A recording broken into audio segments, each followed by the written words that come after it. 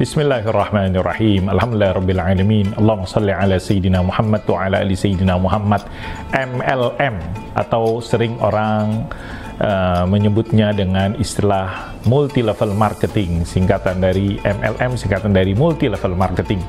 Dalam bahasa Indonesia yang baku disebut juga dengan penjualan langsung berjenjang. Adalah sebuah sistem bagaimana perusahaan-perusahaan memasarkan produknya yang biasanya melalui jalur-jalur iklan dan distribusi yang ada tahapan-tahapannya. Maka dalam skema MLM dia langsung, tapi di situ ada berjenjang, ada istilahnya jenjang yang pertama, jenjang yang kedua, dan seterusnya.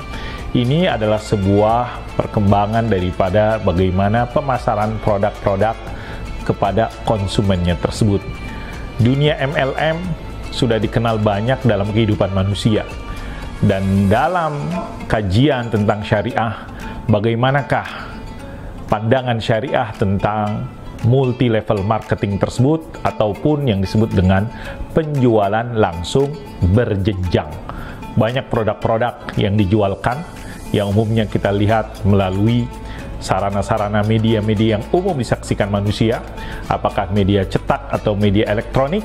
Maka konsep penjualan langsung berjenjang biasanya bukan melalui media elektronik atau media cetak sebagaimana umumnya, tapi bagaimana langsung menyasar menuju kepada mereka-mereka yang diharapkan akan menjadi pelanggannya, akan menjadi pembelinya, dan dari situ pembeli juga berniat juga memasarkan kepada konsumen-konsumen yang lain. Maka ini yang disebut dengan penjualan langsung berjenjang. Bagaimanakah pandangan syariah terhadap konsep ataupun cara mekanisme penjualan langsung berjenjang seperti ini?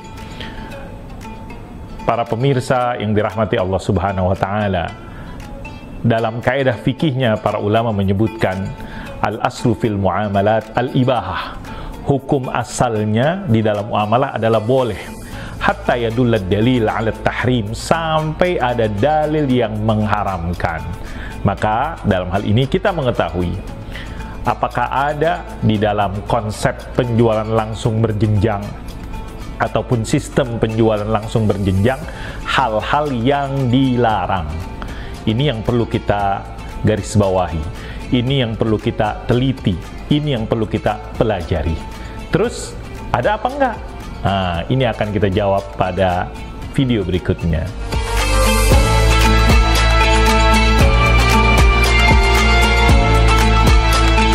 Bismillahirrahmanirrahim. Alhamdulillahirabbil Allahumma shalli wa sallim ala Sayyidina Muhammad wa ala ali Sayyidina Muhammad.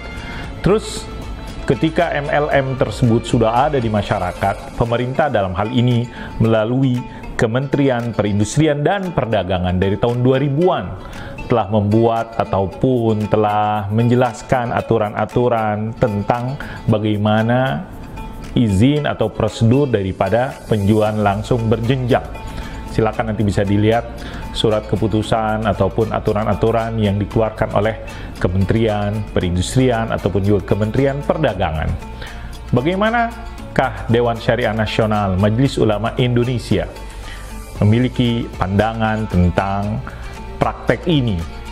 Pada tahun 2009, Dewan Syariah Nasional Majelis Ulama Indonesia mengeluarkan fatwa nomor 75 yang menjelaskan tentang penjualan langsung berjenjang syariah. Penjualan langsung berjenjang syariah yang disingkat dengan PLBS sebagai jawaban, sebagai bentuk tanggung jawab, sebagai bentuk bagaimana kontribusi untuk memberikan solusi, memberikan penjelasan kepada bangsa Indonesia, halayak masyarakat umum tentang praktek MLM tersebut agar sesuai dengan prinsip syariah. Benar, hukum asalnya sesuatu itu adalah boleh sampai ada dalil yang dilarang, sampai ada dalil yang melarang, sampai ada hal-hal yang dengan tegas menjadi alasan praktek itu dilarang. Maka di dalam fatwa DSN tersebut nomor 75 tahun 2009 disebutkan beberapa hal yang dilarang.